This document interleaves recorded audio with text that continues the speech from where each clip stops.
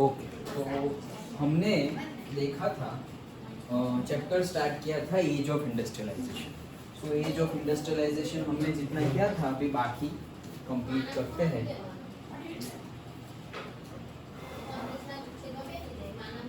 तो मैं 1 घंटे में ये बार बार ओपन करके क्लोज करना वो करना पड़ता है, तो 1 घंटे यहाँ खड़े रह के अभी बनाया है। धीरे धीरे यूज कर रहा हूँ, सब पता चल रहा है, बट टाइम देना पड़ेगा इसको भी, जो अभी नहीं दे पा रहा हूँ।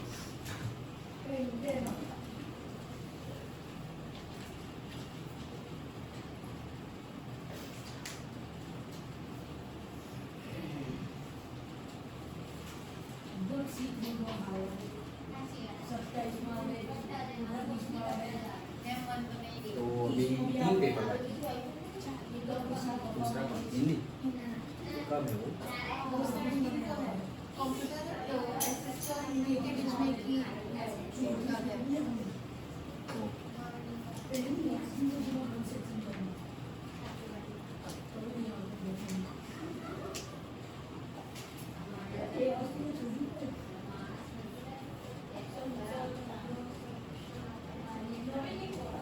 ओके चलो, सो हमने जहाँ तक देखा था एज ऑफ इंडस्ट्रियलाइजेशन, उसके आगे देखते हैं। सो एज ऑफ इंडस्ट्रियलाइजेशन में हमने अब तक देखा कि प्रोटो इंडस्ट्रियलाइजेशन पीरियड में पहले क्या हो रहा था। तो उसमें ऐसा हुआ कि लोग जो हैं वो अर्बन एरिया से रूरल एरिया में जाने लगे, क्योंकि अर्बन एरिया में मोनोपॉलिसी होती है और बहुत सारे रिस्ट्रिक्शन होते हैं गवर्नमेंट के भी, और वैसी पॉलिसीज भी होती है। यहाँ पर थोड़ा इजी हो जाता है रूरल एरिया में, और अर्बन एरिया में ज़्यादा पेमेंट देना पड़ेगा, कंपटीशन होती है, वेरी गुड, पेमेंट ज़्यादा देना पड़ेगा। एट द सेम टाइम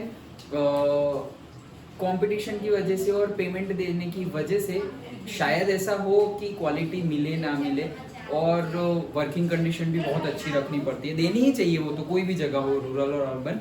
लेकिन रूरल में अगर चले जाए तो वहाँ पे पहली बात वही कंपटीशन नहीं है, इतनी कंपटीशन नहीं है, और लोग भर भर के आ रहे हैं, मतलब बहुत ज़्यादा है। अगर एक बंदा ना बोल रहा है कि ये कंडीशन में मैं वर्क नहीं करूँगा, तो बोलेगा ठीक है कोई बात नहीं, दूसरा आएगा। और लोगों को काम चाहिए, वैसे ही डिस्गाइज अनएम्प्लॉयमेंट है वहाँ पर, ओके, और डिस्गाइज एम्प्लॉयमेंट है वहाँ पर, ओके। सो ज़रूरत से ज़्यादा लोग खेत में काम कर रहे हैं, कोई और जॉब कर रहे हैं, तो अच्छा है कि जॉब मिल रही है, एक्स्ट्रा इनकम सोर्स हो रही है, तो सब लोग इंडस्ट्रीज में जा रहे हैं। वो सब हमने देखा। उसके बाद हमने देखा कि डिफरेंट पीरियड स्टार्ट हो गए थे, ओके। लंदन हमने देखा था, यस, दैट इज, उसको क्या बोला जाता है, finishing point, okay. So that city is which one, that London, because वहाँ पर जो भी प्रोड्यूस किया हुआ है वो सब वहाँ फाइनलाइज किया जाता है, फिनिशिंग किया जाता है, दैट्स वाई। देन जो वहाँ पे क्या था, हाँ, मतलब पहले तो हमने ब्रिटेन की ही कंडीशन देखी थी, तो जो hand versus machine, steam powered, ऐसे हमने देखा था।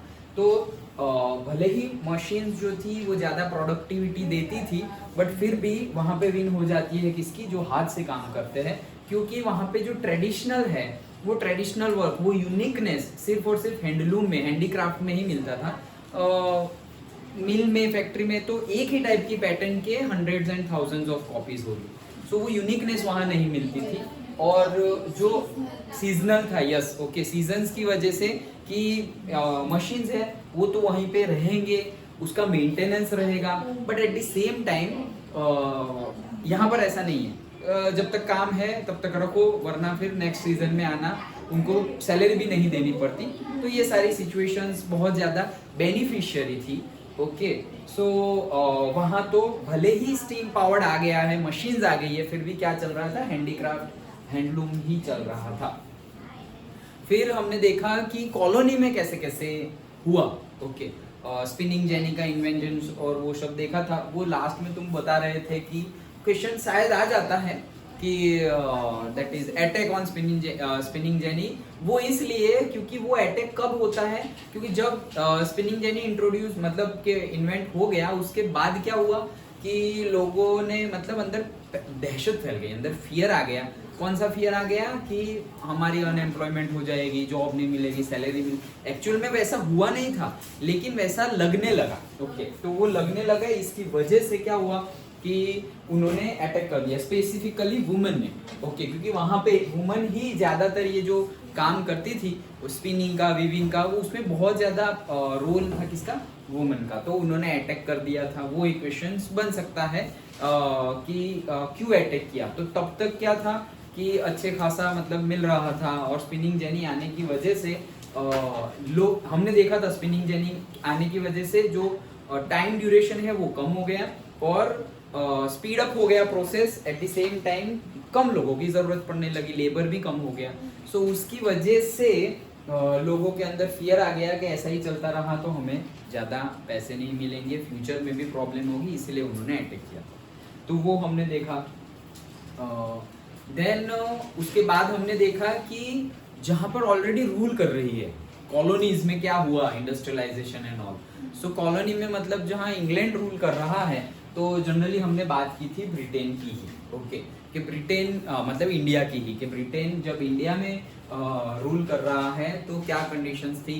तो हमने देखा था कि पहले क्या था कि लोग थे, मतलब पहले उसमें भी हमने सारा टाइम पीरियड देखा था कि पोर्ट्स थे इंडिया में, सूरत से गल्फ में होता था।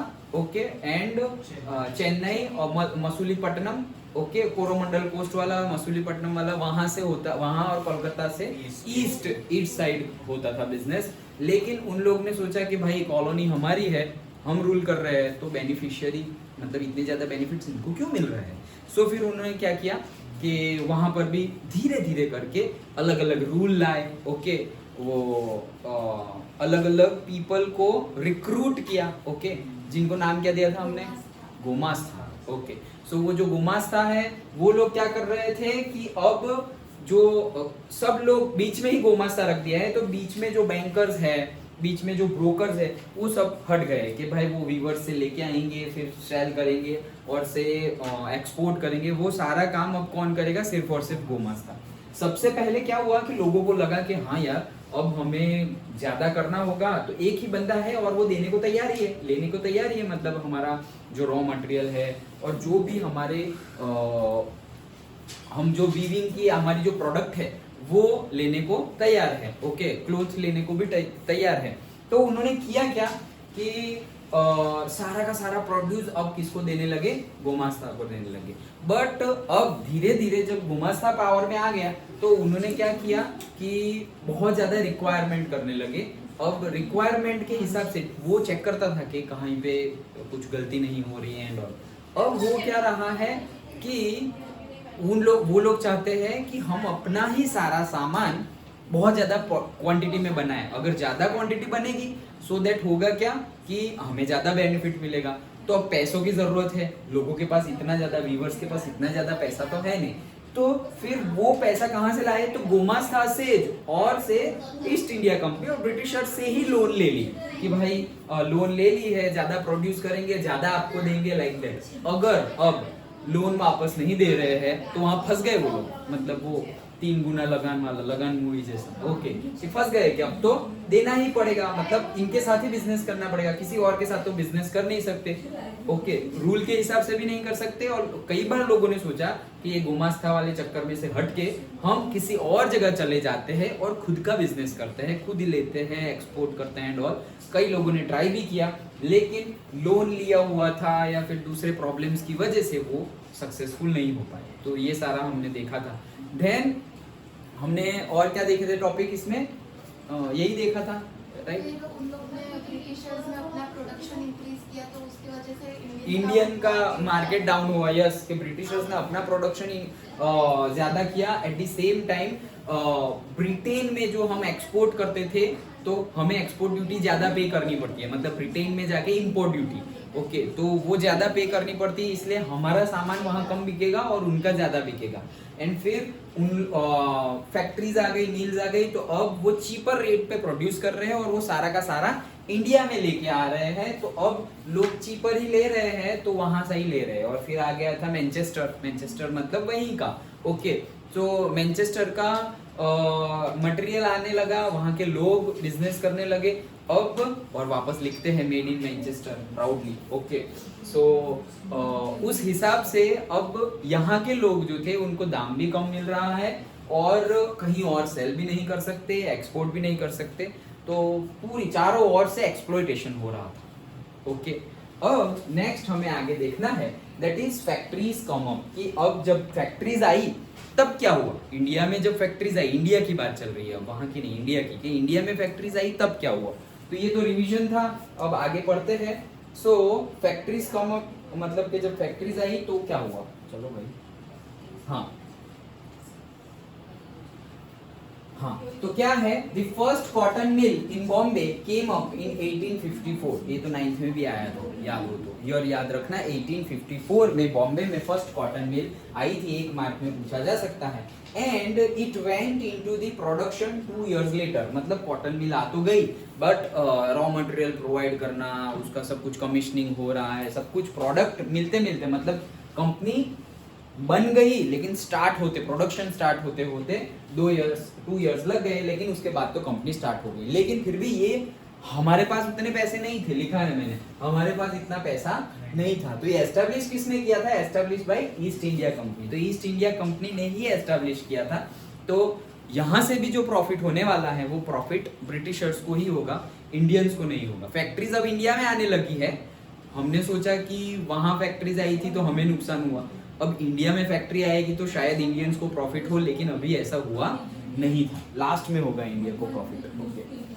देन नेक्स्ट जूट मिल बन गई, तो jute mills came up in Bengal, the first being set up in 1855। 1854 में cotton mill in Bombay, and Bombay लिखना है, हाँ मुंबई नहीं, बॉम्बे लिखना है वो टाइम पे बॉम्बे, अभी मुंबई लिखेंगे।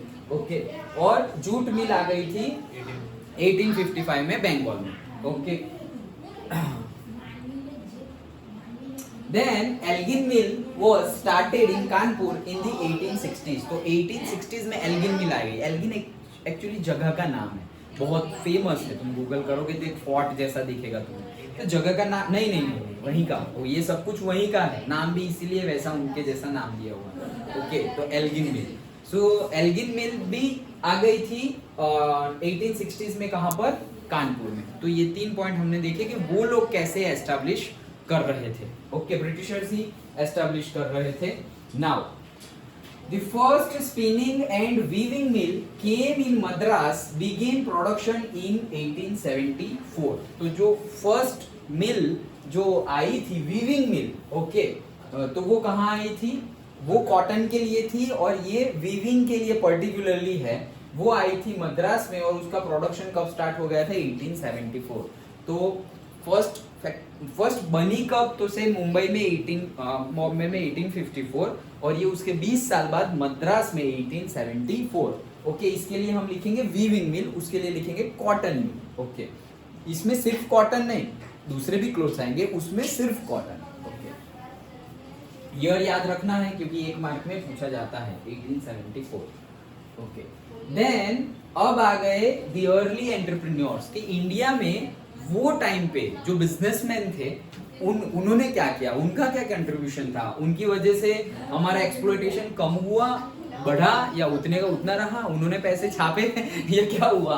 ओके, तो देखो दी अर्लीज में क्या हुआ, बंगाल में जैसे थे द्वारकानाथ टैगोर, तो वो क्या करते थे, बिजनेसमैन थे। ओके, तो वो क्या करते थे, चाइना को डायरेक्टली ट्रेड कर देते थे, मतलब सारा का सारा ऐसे, भले ही ब्रिटिशर्स मांग रहे ये कर रहे हैं, लेकिन कुछ ना कुछ रास्ता निकाल के, बीच में कोई गुमास्ता नहीं, कोई नहीं, डायरेक्टली अपना, क्योंकि देखो बड़े हैं, बड़े लोग हैं, तो उनके पास पावर भी होता है, वो लोग भी अपना पावर का यूज करते हैं, तो इसकी वजह से वो डायरेक्टली चाइना में ट्रेड कर देते थे। उन्होंने 6 जॉइंट स्टॉक कंपनीज भी बना दी थी। ओके, वो टाइम पे इंडियन प्रॉफिट, अभी इनके ये जो बिजनेस कर रहे हैं वो प्रॉफिट इंडिया को होगा। ओके, देन ये तो मैंने ऐसे ही मस्ती के लिए लिखा हुआ है, Chandni Chowk to China. Okay, मतलब कि ये दिल्ली में जगह है चांदनी चौक। ओके, सो जैसे वो होता है ना, हम बोलते हैं रविवारी बोलते हैं, या फिर मंगलवारी, गुरुवारी, ऐसा नहीं बोलते, जहाँ पे बहुत ज़्यादा सस्ती चीज़ें मिल जाती हैं, तो वैसे ही वो जगह जो है ओके जैसे भरूच में है ना रविवारी बोलते हैं उसको, रविवार को ऐसे वो साइड जाए ना हम ओल्ड भरूच साइड तो वहाँ पे ऐसे है। वडोदरा में जो है उसको मंगल बाजार बोलते हैं, तो वो मंगलवार को ही होती है।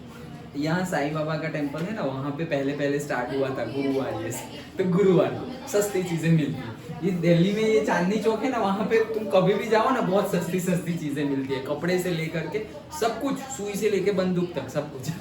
ओके सो इसीलिए लिखा हुआ है चांदनी चौक टू चाइना, मतलब यहाँ से भी अब क्या कर रहे हैं लोग कि भाई लोकल को भी नहीं बेचना है, क्योंकि ये ब्रिटिशर्स की आंखें हैं यहीं पे, तो पता चल जाएगा।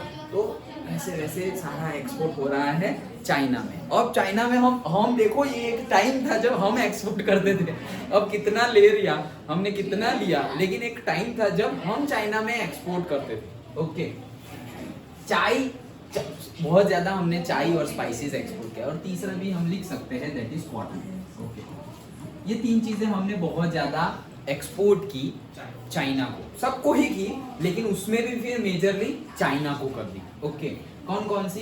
T, actually tea coffee, okay चाय लिख दिया है मस्ती मस्ती में, लेकिन tea coffee spices and cotton. Okay तो ये जो है वो मतलब अर्ली एंटरप्रेन्योर, हमारे एंटरप्रेन्योर क्या कर रहे थे उनकी कहानी है।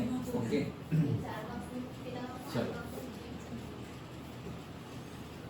चलो भाई, हाँ सो अब क्या है, कौन थे हमारे एंटरप्रेन्योर्स? तो in Bombay Parsis like Dinshaw, Petit and Jamsetji, Nusserwanji Tata. Okay मतलब हम तो जेडी टाटा बोलते हैं शॉर्ट में। ओके सो जमशेदजी, ये टी नहीं है, ये डी आता था। Okay whatever, Jamsetji Nusserwanji Tata. हम सोचते थे कि फॉरेन के नेम ही ऐसे होते हैं, ऐसा नहीं है हमारे लिए। Okay so Jamsetji Nusserwanji Tata who built a huge industrial empires in India, इतना बड़ा एम्पायर खड़ा किया था और अभी भी है। ओके कि मतलब गुड फॉर इंडिया, इंडिया के लिए बहुत अच्छी बात है। इनका भी एक फंडा था, क्या सब कुछ चाइना यहाँ पे मतलब ब्रिटेन में बेचे तो ज़्यादा टैक्स पे करना पड़ता है, यूएस में भी सब जगह ऐसा है। यहाँ पे बेचेंगे तो लोगों के पास उतना पैसा है नहीं कि हमारी प्रोडक्ट ले सके, बहुत सारी सिचुएशंस है। तो फिर हुआ क्या, भेजो चाइना भेजो। ओके लाइक हाँ सो वैसे ही एक बिजनेसमैन है सेठ हुकुमचंद, इनका नाम पूछा जाता है एकमात्र, ऐसे कौन थे वो? तो सेठ हुकुमचंद जो थे Marwari businessman who set up the first Indian jute mill in Kolkata in 1917। Indian jute मिल 1874 मद्रास में जो जूट मिल थी वो हमारी नहीं थी। ये 1970 में इंडिया की जूट मिल फर्स्ट किसने एस्टैब्लिश की थी? सेठ हुकुमचंद, मारवाड़ी बिजनेसमैन। मारवाड़ी मतलब कि राजस्थान और नॉर्थ गुजरात का टच में जो लोग रहते हैं that they are called Marwari. Okay so Marwari businessman who set up the first Indian jute mill in Kolkata in 1917। एक मार्क में पूछा जाता है। इन्होंने भी अपना जो भी पैसा था, जितना भी था, मतलब जो भी प्रोडक्ट था, पैसा नहीं, जो भी प्रोडक्ट था वो सारा का सारा चाइना में, और काफी बढ़िया पैसा छापा। बहुत पैसा छापा, मतलब बहुत अमीर बन गए। और ये सारे टाइम पीरियड पे दो ऐसे नाम थे जो बहुत बहुत मतलब इंडिया को हायर लेवल पे ले जाते थे। हुकुमचंद जी जैसे लोग भी थे, लेकिन जो फैमिली बिजनेस होता है ना, उनकी बात करें तो एक तो टाटा, अभी बोलते हैं ना टाटा बिरला। ओके सो एक थे टाटा एंड दूसरे बिरला, जीडी बिरला। लेगेसी मतलब क्या कि खुद बिजनेस कर रहे हैं, फिर उनके बेटे हुए वो भी बिजनेसमैन, उनके बेटे हुए वो भी बिजनेसमैन, और सारे ही जनरेशन टू जनरेशन एक लेवल अप, वहां पर भी हेरिडिटी एंड इवोल्यूशन। ओके तो मतलब बहुत अच्छे से कर रहे हैं। उनके जो बेटे हैं ओके वो उनसे अच्छा कर रहे हैं, उनके बेटे उनसे अच्छा कर रहे हैं, बिजनेस बढ़ता ही जा रहा है। Okay so GD Birla legacy, Tata group again a legacy. Okay ये उनका फोटोग्राफ है जीडी टाटा। ओके नहीं पूछेंगे नहीं, लेकिन इमेज बेस्ड क्वेश्चन तो आते हैं। इनका ये कौन है ऐसा तो नहीं पूछेंगे, लेकिन इमेज बेस्ड क्वेश्चंस एसएसटी में आते हैं, मैंने लास्ट में रखे हुए हैं। ओके देन ये है द्वारकानाथ टैगोर, जिन्होंने सब कुछ चाइना में भेजना शुरू कर दिया था, चाय से लेके स्पाइसेस और जो 6 एक्सचेंज स्टॉक्स एस्टेब्लिश किए थे, that is Dwarkanath Tagore from Bengal. Okay, then ये पूरी टाटा फैमिली है, मतलब एक के बाद एक पूरी Tata family. Okay, photographs. Then, in most industrial regions, workers came from the district around. मतलब सारे ही इंडस्ट्रियल रीजन में, वो तो अभी भी वैसा ही है, वर्कर्स कहाँ से आते हैं, जो आसपास के डिस्ट्रिक्ट हो वहां से। इसलिए तो कल वो मोदी जी की स्टोरी बताई थी ना टाटा वाली। ओके, तो वो क्यों ऐसा कि भाई यहाँ आओ तुम, क्या बेनिफिट मिलेगा? क्योंकि जो एम्प्लॉयमेंट होगी वो, अरे चलो पढ़े लिखे नहीं होंगे तो हायर लेवल का नहीं मिले, अरे भाई लेबर तो जाएगा। जो अनएम्प्लॉयड है और जो इलिटरेट है, एटलीस्ट वो तो काम करेंगे, जिनकी एज हो गई है काम करने की, अब स्कूल में तो जा नहीं रहे वो लोग, कुछ तो करेंगे। ओके, तो एम्प्लॉयमेंट मिलेगी उनको, सो इसीलिए वो किया था। तो यहाँ पर भी वही चीज है कि डिस्ट्रिक्ट जहाँ पर भी इंडस्ट्री हो तो आसपास के डिस्ट्रिक्ट से ही लोग आएंगे। फिर से आसपास के डिस्ट्रिक्ट वाले कुछ और कर रहे हैं या ज्यादा इंटरेस्टेड नहीं है तो दूसरी सिटी से भी आएंगे, देन वो भी फिलअप हो गए तो दूसरे स्टेट से भी आएंगे, वो भी हो गए तो दूसरी कंट्री से भी आएंगे। सब लोग आते ही जाएंगे, क्यों? बिजनेस करने। कोई बिजनेस करने आता है और सक्सेसफुल कब हो जाता है कि जब वहां के लोकल लोग वो अपॉर्चुनिटी को देख नहीं पाते, उसका जो विजन है, उसका जो एक्सपेंशन का ग्रोथ है, वो अगर वो लोकल पर्सन देख ना पाए तो उसकी वजह से ये हो जाता है। ओके, हमें पता होना चाहिए, at least we should trust ourselves कि हमारा ग्रोथ कितना होगा और हायर लेवल पे ही जाना है, छोटा सोचे ही क्यों। तो हम ये कर सकते हैं, ऐसे हवा में तीर नहीं मारना है, खुद को बोलना है कि भाई ये भी हो सकता है, ये भी हो सकता है, ये भी हो सकता है। फिर जितना हो उतना धीरे धीरे करके हमें पता चलेगा कि भाई कितना करना चाहिए, कितना हो सकता है। ओके, सो सभी जगह पे डिस्ट्रिक्ट्स में आते थे। Who found no work in the village went to the industrial centers in search of work. तो हमने बोला कि डिस्ट्रिक्ट में इंडस्ट्री के अराउंड के डिस्ट्रिक्ट से ही आते हैं, और जिनके पास कोई काम नहीं है, मतलब है ऑलरेडी भाई लोग काम कर रहे हैं खेत में और ज्यादा ही लोग काम कर रहे हैं, काम हुआ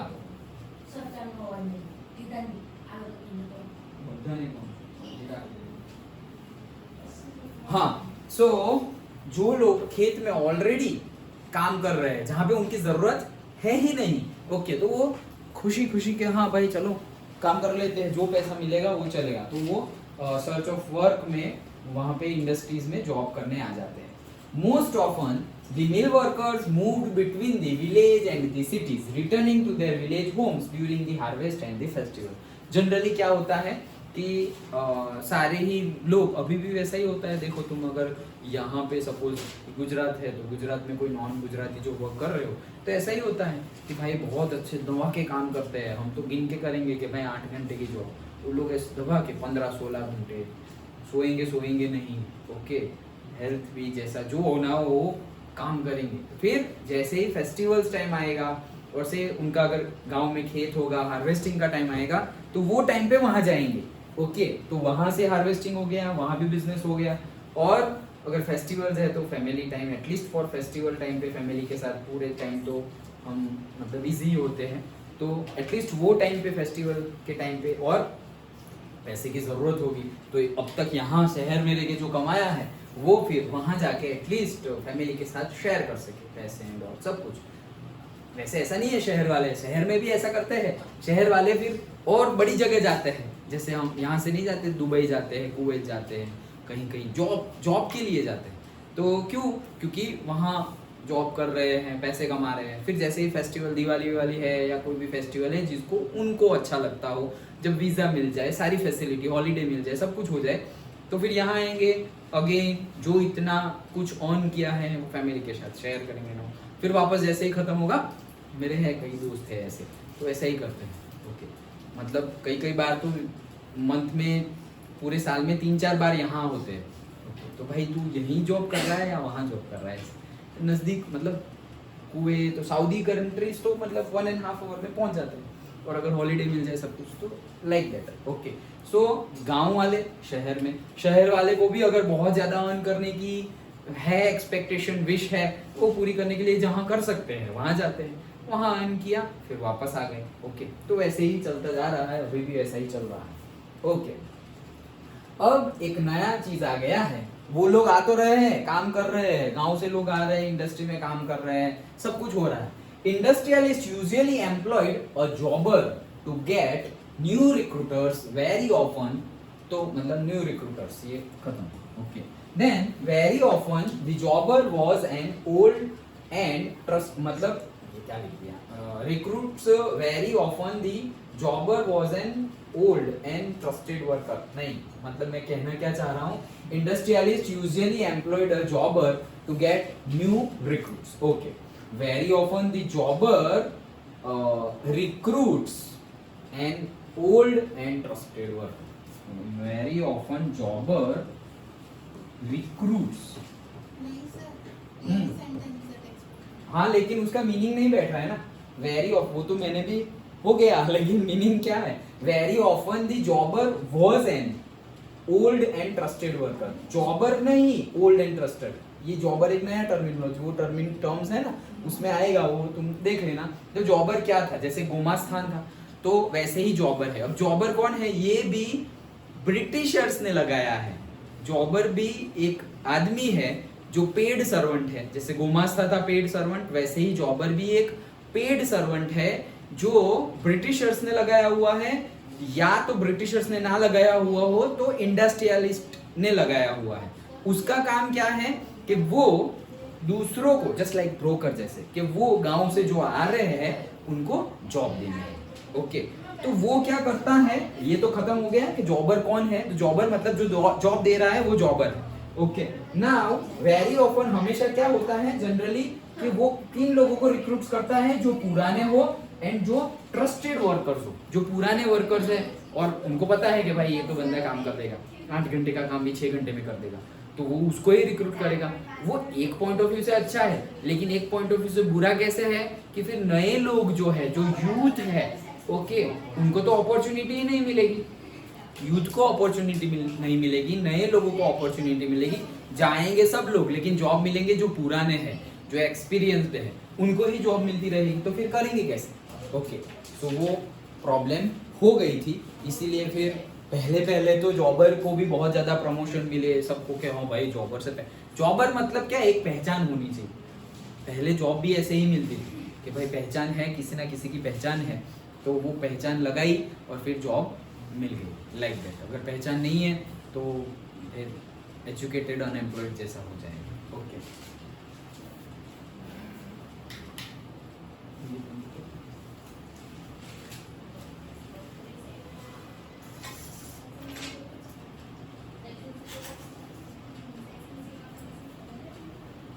हाँ, सो मोस्ट ऑफन मिल वर्कर्स मूव्ड बिटवीन, ये तो हो गया, देन ये भी हो गया। हाँ, तो अब आता है the peculiarities of industrial growth. Okay, so peculiarities मतलब कि क्या, यूनिकनेस और स्ट्रेंजनेस, मतलब एक अलग, एक डिफरेंट चीज जो है उसको हम क्या बोलेंगे, पेक्युलैरिटीज। तो पेक्युलैरिटीज ऑफ इंडस्ट्रियल ग्रोथ की भाई क्या है पेक्युलैरिटीज, मतलब उसमें है क्या, तो देखो, Bird Heilgers and company, Andrew Yule and Jardine Skinner and company, 3 है, इनको हमें याद रखना नहीं है, बोला है ना कि नहीं याद करना है। ओके, तो इन लोगों ने क्या किया कि ये तो हमने किया, लेकिन इन लोगों ने क्या किया कि यही जो जॉबर है और उनको बहुत ज्यादा मतलब ग्रोथ दे दिया। अब क्या हुआ कि जॉबर के पास बहुत ज्यादा पावर आ गई, जैसे वो गोमास्ता के पास बहुत ज्यादा पावर आ गई थी, वैसे जॉबर के पास बहुत ज्यादा पावर आ गई। अब वो चाहे उसको रख रहा है और वो ना चाहे उसको नहीं रख रहा है। तो पहले तो अच्छा लगा, सबने पहचान बनाई, उसके बाद जॉबर के टॉवर्ड्स भी सबके अंदर थोड़ा बहुत हेटरेट, जेलसी आने लगी कि भाई ये पार्शियलिटी कर रहा है। ओके, और ये लोगों ने भी डिफरेंट इंडस्ट्रियाँ बनाई और जॉबर ऐसे रखे, जो नाम मैंने लिए वो। ओके, इनके नाम याद तो नहीं रखने हैं, लेकिन फिर हमने क्या किया कि हमने ऐसा किया, हमने क्या किया कि अब बहुत ज़्यादा रिस्ट्रिक्शन है, बहुत प्रॉब्लम्स है, तो इंडियन इंडस्ट्रियलिस्ट ने सोचा कि भाई ये लोग ने तो बहुत ज़्यादा रिस्ट्रिक्शन रखे हुए हैं, ऐसा करते हैं कि अभी हम डायरेक्टली कॉटन या फिर वीविंग एक्टिविटी ना करके हम डायरेक्टली यान बनाते हैं। मतलब यान जो हमारा वूल है, वूल तो एक पूरा बनाया हुआ है, वीव कर दिया है, ओके, तो वो पूरा क्लोथ वीव करके क्लोथ बनाया हुआ है, उसका एक्सपोर्ट होगा, उसका बिजनेस होगा। लेकिन हम तो वो जो धागा है जिसको यान बोलते हैं, हम यान से फिर उसके बाद आगे सबसे ग्राउंड लेवल पे यान आता है, ओके, तो ये जो यान है उसका हम प्रोडक्शन स्टार्ट कर देंगे और उसमें आगे बढ़ेंगे, क्योंकि ये लोग बाहर से क्लोथ मंगवा सकते हैं, कॉटन मंगवा सकते हैं, बहुत ज़्यादा वूल मंगवा सकते हैं, वीव किया हुआ क्लोथ मंगवा सकते हैं, लेकिन बाहर से यान तो नहीं मंगवाएंगे। ओके, हमारा जो है वो यान हम यूज करते हैं। एंड ये तो मैंने ऐसे ही लिखा हुआ है, धागा मतलब यान, मतलब अगर हिंदी में बोले तो धागा ही है वो। सो धागे से जो हम एक्स्ट्रा वर्क करते हैं, particular type of saris, particular type of embroidery work, वो जो धोती में एम्ब्रॉयडरी वर्क करते थे वो टाइम पे, फिर वो जो कुर्ताज पहनते हैं उसमें जो होता था, साड़ीज में, कुर्ताज में, तो वो बहुत ज़्यादा। और ये चरखा, तो वो जो चरखा जो गांधी जी ने बहुत ज़्यादा फेमस कर दिया था, तो उसमें खुद ये करना स्टार्ट कर दिया और इसके ऊपर बिजनेस लाना स्टार्ट किया। क्यों? क्योंकि वहां से डिपेंडेंसी कम हो जाए और यहाँ बढ़ जाए। ये किसने स्टार्ट किया? इंडियन इंडस्ट्रियलिस्ट ने स्टार्ट कर दिया था। सो ये लिखा हुआ है, since yarn was not an important part of British imports to into India, मतलब इंडिया में ब्रिटिशर्स यार्न नहीं इंपोर्ट करते थे। Okay, the early cotton mills in India produced coarse cotton yarn thread rather than the fabric। तो जो पहले की जो कॉटन मिल्स थी उसमें भी यार्न होते थे, लेकिन वो कोर्स थे, ओके, मतलब रफ थे। लेकिन हम जो कर रहे हैं, वैसे पहले उस दिन सेंटेंस देखा था हमने कल, क्या इंडिया में जो लेवल का और जो क्वालिटी का कॉटन है वैसे पूरी दुनिया में कहीं हो नहीं सकता, because of geographical conditions. Okay, that is our heritage. Okay, so करते तो थे वो लोग, बनाते थे, थोड़े लाते थे, बट अगर हो तो भी वो कौन सा है? कोर्स कॉटन है और से कोर्स यार्न है, but not a fine. Okay, then the yarn produced in Indian spinning mills was used by handloom weavers in India और एक्सपोर्टेड टू चाइना। तो अब जो हमने प्रोड्यूस करना स्टार्ट किया, अब हम ये यार्न किसको दे देंगे? यहाँ के जो वीवर्स है उसको डायरेक्ट दे देंगे। मतलब हम और नीचे वाले बिजनेस में चले गए। ऐसा समझो कि पहले हम से पिज्जा बेच रहे हैं, ओके, तो पहले पिज्जा बेच रहे थे, लेकिन अब बहुत ज्यादा पिज्जा में कंपटीशन हो गई, रिस्ट्रिक्शन आ गए, ये वो सब लोग पिज्जा बेच रहे हैं, तो हम और नीचे चले गए कि पिज्जा बेस का बिजनेस शुरू कर दिया। या फिर पिज्जा बेस, पिज्जा के ऊपर जो टॉपिंग्स लगते हैं, पिज्जा के ऊपर सपोज जो चीज लगता है, जो बटर लगता है, वो बिजनेस में चले गए, नीचे और नीचे चले गए, बेसिक में चले गए। ओके, तो पिज्जा में कंपटीशन आ गई होगी, वहां थोड़ी कंपटीशन होगी। ये एक रूल है, बिजनेस स्ट्रेटेजी है। अगर वहीं पर भी बहुत ज्यादा कंपटीशन आ गई, और नीचे चले जाओ, एकदम नीचे चले जाओ, लास्ट में खेती करने लगो। तो लेकिन वही ये स्ट्रेटेजी है, बिजनेस स्ट्रेटेजी। जैसे मुझे देखो, मैं बेंगलोर में प्रेसिडेंसी में पढ़ाता था, अच्छी खासी सैलरी, सब कुछ था। फिर वैसी कंपटीशन, वैसी सैलरी, वैसा हाइक, सब कुछ वहां जो मुझे इंसेंटिव मिल रहे थे, वो क्वालिटी, वो सब यहाँ आया तो नहीं मिल रहा था। देन सूरत गया तो सूरत में भी वो क्वालिटी नहीं मिली, लेकिन पढ़ाया। भरूच आया, वो क्वालिटी नहीं मिली। फिर सोचा कि यहाँ पर तो कुछ है ही नहीं, कॉलेज में ही कुछ लेवल नहीं है, मतलब स्टूडेंट है 7 और टीचर है 30, वैसे सिचुएशन थी। तो टीचर को कहाँ से सैलरी देंगे? स्टूडेंट ही 7 है और टीचर 30 है। ओके, तो फिर मैंने भी, मुझे तब ये सब नहीं पता था, ओके, लेकिन अभी ये एग्जाम्पल आया माइंड में, इसलिए तो फिर मैंने भी सोचा कि भाई ओके, इतने साल पढ़ाया है कॉलेज स्टूडेंट को, थोड़ा नीचे आ जाते हैं। कॉलेज में कब आएंगे? स्कूल में से जाएंगे तभी आएंगे, तो स्कूल स्टूडेंट्स को पढ़ाते हैं ना। देन आई थॉट कि चलो पढ़, एकेडमिक में ही रहना है, वापस नहीं जाना है इंडस्ट्री में, तो और नीचे चले जाते हैं, बेसिक में चले जाते हैं। अब तुम बोलोगे कि सर एक सब्जेक्ट है कॉलेज में, पढ़ाओ, तो टाइम होगा तो पढ़ा सकते हैं, उसमें कोई प्रॉब्लम नहीं, एक्सपीरियंस है, पढ़ा हुआ है, तो अब ये भी पढ़ लिया है, ओके, इसमें भी पता चल गया है कि क्या पूछा जाता है क्या नहीं, यहाँ पर भी एक्सपीरियंस हो। तो स्कूल में पढ़ा है 1 साल, 3 साल, यहाँ हो गए, तो बेसिक में चले जाओ। अभी भी फ्यूचर का भी, अभी तो इतना कंपटीशन नहीं है, कंपटीशन तो है ही स्कूल लेवल के क्लासेस में और उसमें, बट वहाँ पे फिर क्वालिटी वर्क भी आ जाता है और फीस भी आ जाती है। सब लोग अफोर्ड नहीं कर पाएंगे जो बाहर फीस स्ट्रक्चर चल रहा है वो, तो फिर हम थोड़ा सस्ते में पढ़ा देंगे, कोई बात नहीं, लेकिन पढ़ा तो रहे हैं, ओके। हमारा हो जाना चाहिए, और अगर ग्रो करना हो तो और बहुत वेज है ग्रो करने के, और बेसिक में चले जाओ। मैं तो नर्सरी तक का सोचा हुआ है ओके, लेकिन अभी नहीं, जब नर्सरी वाला आ जाएगा तब ओके चलो। So the yarn produced in the Indian spinning mill was used by handloom weavers, जो यहाँ के हैंडलूम वीवर्स है वो यूज कर रहे हैं इंडिया में, अब यूज हो रहा है, eight the same time export कर रहे हैं चाइना में भी। तो चाइना हमारा बहुत ऐसे दुश्मन नहीं है, पहले बहुत अच्छा फ्रेंड रहा है, कितने पैसे हमने अर्न किए, तो बाद में उसकी बारी है लेने की, तो कितने सालों से अब वो ले रहा है, हम मंगवाते ही रहे। अब तो सोचेंगे कहाँ की आइटम है, तो बोले चाइना की, भाई पता नहीं चलेगी या नहीं चलेगी, like that. But it's not that, एकदम हायर क्वालिटी की भी मिलती है थिंग और से आइटम, वहाँ वो हायर क्वालिटी की भी मिलती है और लोअर क्वालिटी की भी मिलती है। What you want, how much you can spend, उसके हिसाब से प्रोडक्ट मिलेगी ना। सो वो तो नाम ऐसा बना दिया है हमने, क्योंकि वहाँ पर वेजिस कम वेजिस है।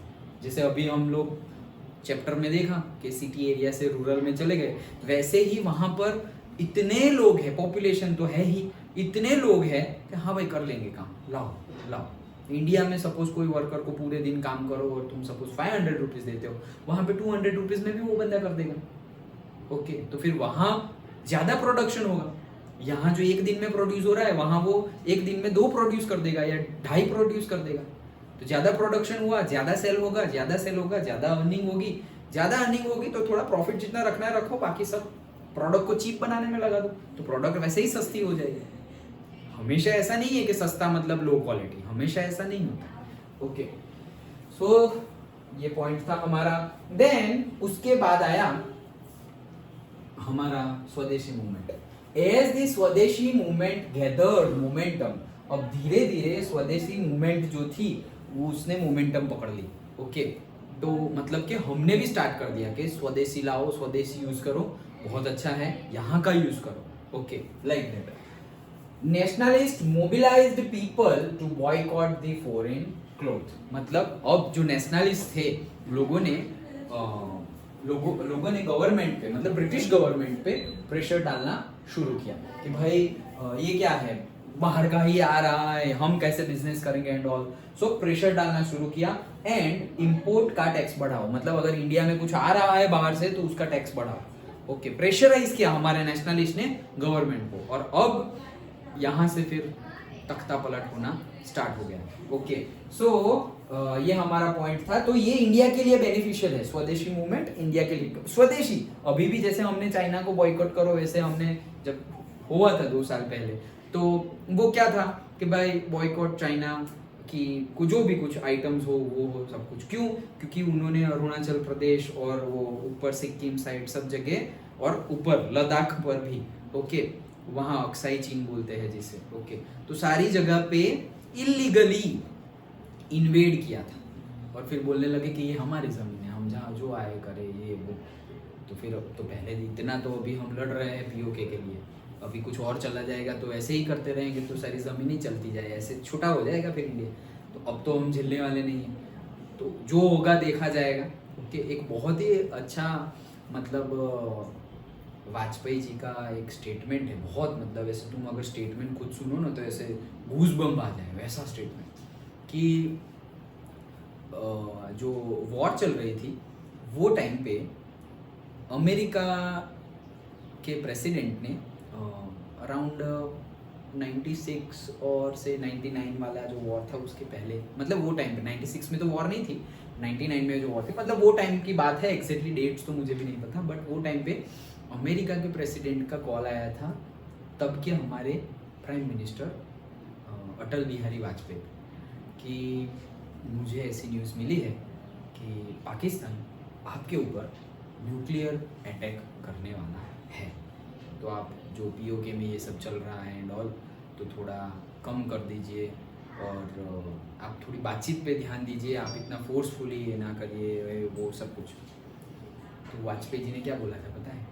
मैं 25% इंडिया को कुर्बान करने के लिए रेडी हूँ।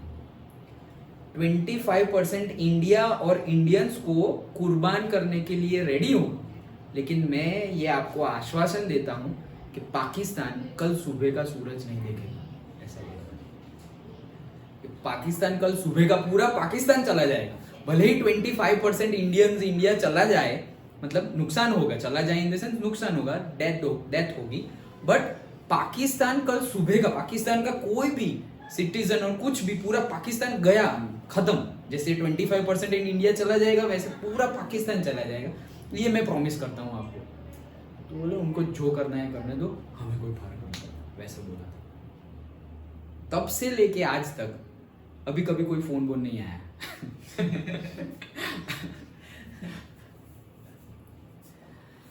सो अब तो पूछते भी नहीं है। पहले तो वो टाइम था, अटल बिहारी वाजपेयी का टाइम था, ये कैसे जो करना हो कर लो, हमारी गवर्नमेंट, हमारा देश, हमें हमारे नेशन में जो करना हो करेंगे, तुम लोग कौन होते हो सब लोग बोलने वाले, लाइक दैट। फिर इसके बाद कितने टेररिस्ट अटैक हुए ये वो, बट जो सेंट्रल गवर्नमेंट थी डरती रहती थी कि अमेरिका क्या बोलेगा, यूएन क्या बोलेगा। ओके, अरे घर में कुछ हो रहा है तो तुम रूल्स रेगुलेशन देखोगे कि पहले घर को संभालोगे, लाइक दैट। ओके, वहां फिर तुम तो भाई रूल्स के हिसाब से ये वो, अरे पहले यहाँ सॉल्यूशन लाओ, उसके बाद बातचीत करना, लाइक दैट। तो अब देखो, अब कोई कुछ नहीं बोलता, सपोर्ट में है। हम अब सर्जिकल स्ट्राइक करें तो भी लोग सपोर्ट में है कि yes we are with the India, करो दूसरी बार करो, लाइक दैट। वैसा एक होना चाहिए। सब लोग डेवलप हो गए और अब सब पीस की बात कर रहे हैं, और जब हम डेवलपिंग कर रहे हैं, हमारी जमीनें चली गई, कितना कुछ चला गया, तब किसी को कुछ समझ में नहीं आया। ओके, अभी थोड़े दिन पहले ही मैंने पढ़ा था, मैंने वो शॉर्ट स्टेटस पे भी रखा था, अपने चैनल पे भी है, कि हमें बचपन से पढ़ाया गया है अहिंसा परमो धर्म, अहिंसा परमो धर्म।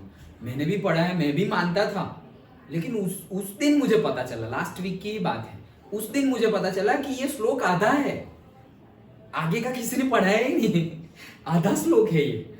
ओके, अभी संस्कृत मुझे वो उतना याद नहीं है, लेकिन आगे है अहिंसा परमो धर्म, धर्म रक्षति सर्वोत्तम च, ऐसा कुछ था, धर्म रक्षति अहिंसा सर्वोत्तम च, ऐसा कुछ लिखा था। उसका मीनिंग मैंने पढ़ लिया इंग्लिश में कि भाई पीस, अहिंसा, नॉन वायलेंस बहुत अच्छा है, लेकिन धर्म के लिए, सही बात के लिए किया गया हुआ वायलेंस उससे भी अच्छा धर्म है।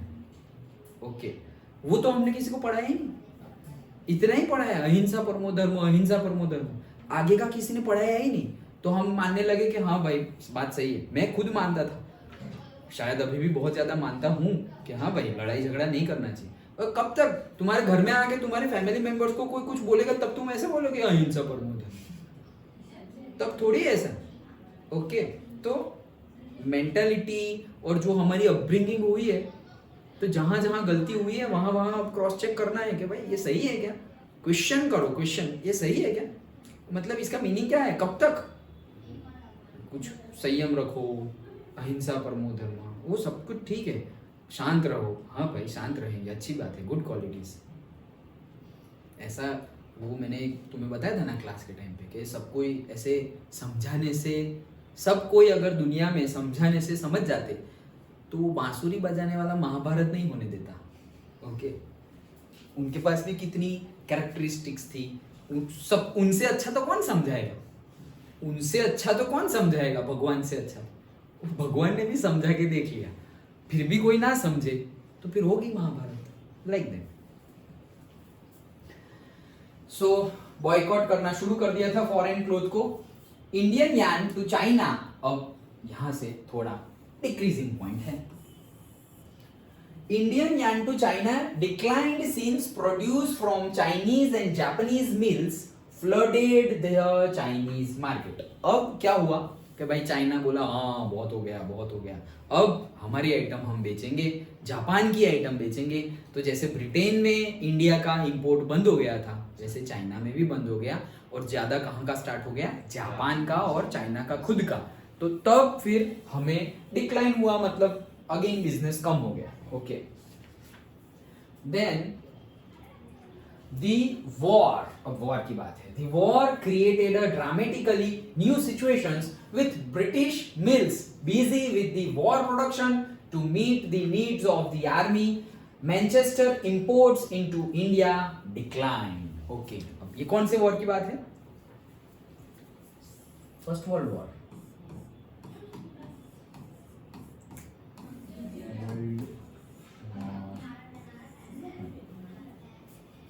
तो फिर फर्स्ट क्यों लिखा क्या है यार, कमाल कर दूं,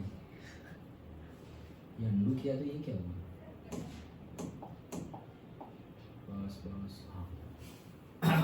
सो वॉर की वजह से क्या हुआ कि अब बिजी हो गए, ब्रिटिशर्स बिजी हो गए कि भाई जो मिल्स है वो बिजी हो गई, उससे जो पैसा आ रहा है अब वो ब्रिटेन नहीं जा रहा है, ये अब जहां पे उनके पैसे खर्च हो रहे हैं, ओके, सब कुछ बनाना पड़ेगा, जो लोग हैं जो सोल्जर्स हैं उनके क्लोथ बनाने पड़ेंगे, उनके जूते बनाने पड़ेंगे, मशीन गन्स, फिर वो हमने क्लास 8-9 में देखा था कि आयरन और स्टील भी जो बहुत ज्यादा एक्सपोर्ट होता था इंडिया का वो भी बंद हो गया, अब यहाँ का ही शुरू हो गया। फिर यहाँ जब ब्रिटिशर्स ने रेलवे शुरू की थी तो वो आयरन और वो सब भी बाहर से आता था, लेकिन वो टाइम पे अब बाहर से आना बंद हो गया, वो लोग वॉर में बिजी हो गए। तो वो सिचुएशंस का फायदा उठा के टाटा स्टील आ गई थी, जिसका नाम था टिस्को, हमने देखा था। ओके, सो उन्होंने फिर बोला हाँ हाँ चलो हमारा ही यूज करते हैं, और फिर आगे बढ़ गए हम। ओके, सो वॉर की वजह से ड्रामेटिकली चेंज आया। अब देखो ये नेचर की हेल्प है, ये ड्रामेटिकली चेंज आ जाता है, हम कुछ नहीं कर सकते, वो पॉजिटिव नेगेटिव हमारे अगेंस्ट हमारे सपोर्ट में कुछ भी हो सकता है, but we should keep in mind that क्या कभी भी कुछ भी हो सकता है, सो दैट अगर पॉजिटिव आया सपोर्ट में आया तो कोई प्रॉब्लम ही नहीं है, लेकिन अगेंस्ट में आया तो हम हिल ना जाए, हम अनस्टेबल ना हो जाए। सो इतना याद रखना है कि कभी भी कुछ भी हो सकता है। और ये थोड़ा नेगेटिव अगर लगे, ये अगर नेगेटिव लगे कभी भी कुछ भी हो सकता है मतलब क्या, तो फिर दूसरा सेंटेंस की से nothing is in control, control में कुछ नहीं है। हमें लगता है कि हमने ये किया, हमने ये किया, हम इतना करेंगे या अब तक हमने ये किया, ऐसा नहीं है, हमने किया बट सब कुछ हमने नहीं किया। वी आर मतलब बहुत सारे एविडेंस है, सपोज 1000 एविडेंस मिलके कोई एक टर्म और कोई एक सिचुएशन हो रही है, तो वो 1000 एविडेंस में वी आर वन एविडेंट, बाकी 999 एविडेंस भी साथ उनका भी सपोर्ट है। ओके, उसमें से एक भी गया ना तो नहीं होगा, एक भी गया तो नहीं होगा। अभी मैं पढ़ा रहा हूँ तुम्हारे लिए, बहुत अच्छे से नोट्स बनाए ये वो, और अभी लाइट चली गई ना खत्म, कैसे पढ़ेंगे ये बोर्ड पे, अब मैं कैसे इमेज दिखाऊं तुम्हें। ओके, हमारे हाथ में नहीं है सब कुछ। ओके, सो वो हमें वो ईगो अगर आ जाएगा हाँ हमारे हाथ में सब कुछ है, तो फिर तब वापस हमें याद कर लेना चाहिए कि नहीं हमारे हाथ में तो नहीं है। We are not the 100% doer, we are just 1% of it. Okay, so ये सिचुएशन हो गई और इंपोर्ट भी कम हो गया, वॉर की वजह से हमें बेनिफिट हुआ। मैनचेस्टर से मतलब ब्रिटेन से जो इंपोर्ट आता था वो भी क्या हो गया, बंद हो गया। अब वो उनका प्रोडक्शन कहाँ यूज हो रहा है, वॉर में यूज हो रहा है। अंडरस्टूड, उनका प्रोडक्शन कहाँ यूज हो रहा है, वॉर में यूज हो रहा है, और यहाँ पर भी जो उनकी कंपनी है जो प्रॉफिट है वो सब कुछ जा रहा है वॉर में, तो ये हमारे लिए अच्छी कंडीशंस है। Okay,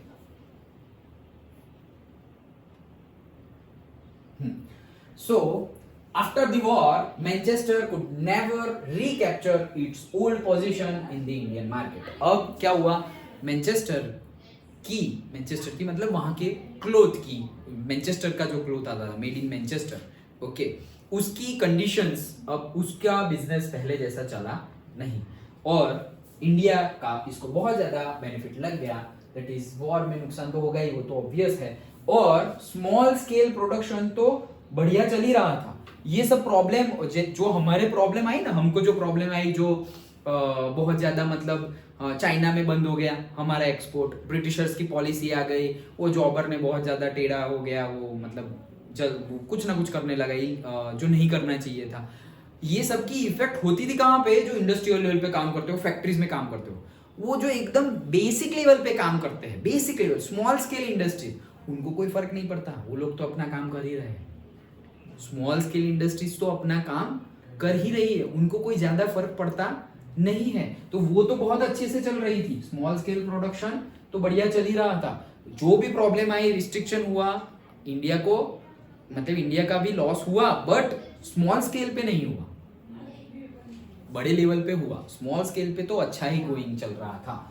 and handloom production, small scale मतलब हैंडलूम, सो हैंडलूम प्रोडक्शन था वो तो इंक्रीज ही हो रहा था, इंक्रीज ही हो रहा था। ओके,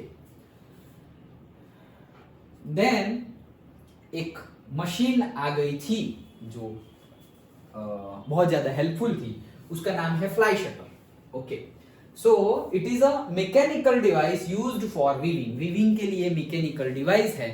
ओके, तो उससे होता क्या है कि वर्टिकल हॉरिजॉन्टल ऐसे रॉड होते हैं, जस्ट लाइक स्पिनिंग जेनी जैसा, कि एक ही बार तुम रोटेट करो तो उसके साथ कितने सारे गियर सिस्टम जैसा होता है कि सबको स्पिंडल रोटेट करने लगता है, वैसे ही यहाँ पे छोटे से मूवमेंट में बहुत ज्यादा वर्क हो जाता था।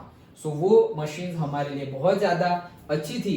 And mills could not make special cloth, जो ये तो डिसएडवांटेज था ही कि स्पेशल क्लोथ हो, यूनिकनेस, जो सपोज एम्ब्रॉयडरी करना हो या कोई स्पेशल, जैसे कॉमन पीपल तो लेंगे, लेकिन जो रिच है ऑलरेडी, ओके, उनको चाहिए नहीं भाई कुछ यूनिक लाओ, कुछ ऐसा लाओ कि जो दूसरों के पास ना हो, वैसा कुछ लाओ। तो वैसा कुछ मिल्स तो प्रोड्यूस कर नहीं सकती थी, वो तो हाथ से ही करना है। ओके, जैसे हम बोलते हैं ना कि भाई बनारसी साड़ी, जयपुरी साड़ी, चेन्नई सिल्क, ओके, तो वो सब मिल में हो। इसीलिए हम सोचते हैं कि जैसे हमने कभी कोई सेलिब्रिटी ने इतने लाखों की या करोड़ों की कोई साड़ी पहनी, कुर्ता पहना, मफलर पहना, गोगल्स, ओके, बहुत कुछ आता है, बट उसकी क्वालिटी भी वैसी होती है। जो हम कर रहे हैं वैसा ही सेम, वो बीच में आया था विराट कोहली जो पानी पीता है वो 400 रुपए का है, ऐसा कुछ आया था, 400 या 4000, आई डोंट नो, बट तो फिर हमारे घर पे जो आता है वो डिटो नहीं होगा।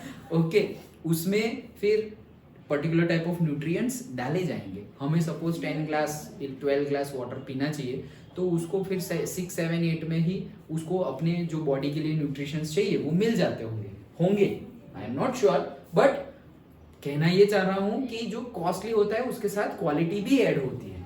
ओके, सो मील स्पेशल तो नहीं बना रही थी। And industrialisation include small scale production, ये तो हमने शुरू में ही देखा था। Okay, industrialisation does not mean only factories factories factories, small scale production भी इंडस्ट्रियलाइजेशन का ही पार्ट है। तो ये सब प्रॉब्लम्स की वजह से इंडस्ट्रीज जो बहुत ज्यादा फैक्ट्रीज थी लार्ज स्केल पे, उनको तो डिसएडवांटेज हुआ, लॉस हुआ, बट स्मॉल स्केल तो अपना अच्छा गोइंग चल ही रहा था, अच्छा गोइंग, गुड गोइंग। तो देन आता है मार्केट्स फॉर गुड्स। तो गुड्स का जो मार्केट्स है वो कैसे चल रहा था, पब्लिसिटी मार्केटिंग कैसे हो रही थी। तो देखो मार्केटिंग, ये है अपने कृष्ण जी। ओके, तो कृष्ण जी की इमेज दी हुई है, देन कोई एक किंग है उनकी इमेज दी गई है, देन हमारे सूर्य देव है उनकी इमेज दी गई है, सोप सनलाइट सोप। लेकिन ये सारी ही इमेज पब्लिश्ड बाय ब्रिटिशर्स अपनी प्रोडक्ट में ये यूज करते थे। क्यों? जैसे कल हमने बात की थी कि ऐसे बताना चाहेंगे कि यार we respect your gods, okay, और अगर तुम ये प्रोडक्ट यूज कर रहे हो इनडायरेक्टली तुम गॉड की सेवा कर रहे हो, और we respect your religion, we respect your culture. अरे इतना ही रिस्पेक्ट तो जाओ ना भाई या यहीं रह जाओ, लूट क्यों रहे हो। ओके, सो ये कल बताया था हिपोक्रेसी में लिखा है एक स्लाइड में। ओके, तो इतना कुछ मतलब अब कौन ज्यादा ये इसमें फंस जाएगा, इलिटरेट। ओके, कि भाई हाँ जो देखा वो ले लिया, ओके, संतूर ऐसे आ गया कुछ तो कि भाई हाँ वो लगाएंगे तो अच्छा हो जाएगा, वो फेयर एंड लवली ये लगाए तो भाई काले से गोरे हो जाएंगे। वो भाई क्या है ये एडवर्टाइजमेंट देख के अगर हम आज की डेट में 21st सेंचुरी में भी अगर फंस रहे हैं तो मतलब कौन से लेवल के बेवकूफ है हम। ओके, सो ये सब, लेकिन जरूरी तो है एडवर्टाइजमेंट। अगेन जरूरी तो है, हमने भी यूज की थी, आज भी हम भी यूज करते हैं। अगर if you run a business और if you do something advertisement, जैसे कि तुम्हारे मार्क्स अच्छे आ गए, तो बहुत ज्यादा प्राउड फील हो रहा है कि ओ भाई इतनी तकलीफों के बाद भी इतने मार्क्स लेके आए, तो भाई ऑब्वियसली डालेंगे हम 5 जगह पे ये हैप्पी ये हो, तो वो मार्केटिंग हो गया, थोड़ा पब्लिसिटी हो गया। क्यों? क्योंकि it gives you that Joy कि भाई हाँ मेहनत के बाद, और रिलेटिव्स को किसी को फोन करने का टाइम ना हो, ये सबको पता चल गया ना भाई, ओके दैट्स इट। स्टेटस में तो डाला था एटलीस्ट, वो तो बोल सकते हैं। तो ये सब ब्रिटिशर्स ने पब्लिश किया हुआ था, हमने नहीं किया हुआ था, बट इंटेंशन उन लोगों का सही नहीं था। ओके, तो ये मार्केटिंग में ये आ रहा है।